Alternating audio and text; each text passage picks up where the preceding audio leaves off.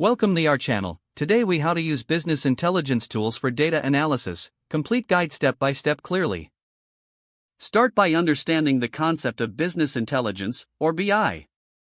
Recognize that BI tools help you analyze data to make informed business decisions. Next, identify the specific business intelligence tools available in the market. Some popular BI tools include Tableau, Power BI, and Looker. Choose a tool that fits your business needs and budget. Once you have selected a tool, download and install it, following the provided instructions. After installation, familiarize yourself with the user interface of the tool.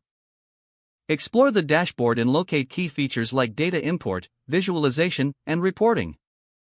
Begin by collecting data from various sources, such as databases, spreadsheets, or cloud services.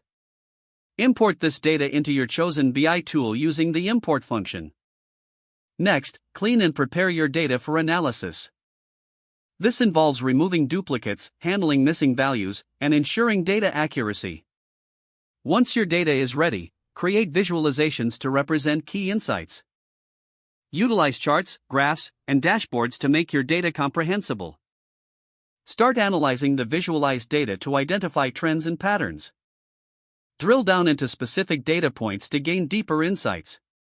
Use the filtering features to segment data for more granular analysis. Collaborate with your team by sharing reports and visualizations. Utilize the export function to keep stakeholders updated with your findings. Regularly revisit your data and visualizations to track changes and update strategies.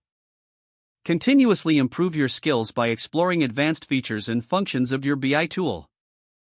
Stay informed on industry trends and best practices in data analysis. Leverage community forums or training resources provided by the BI tool for ongoing learning. And finally, use the insights gained from data analysis to make strategic decisions that will benefit your business. If the page does not load, refresh the browser or try again in a private or incognito window.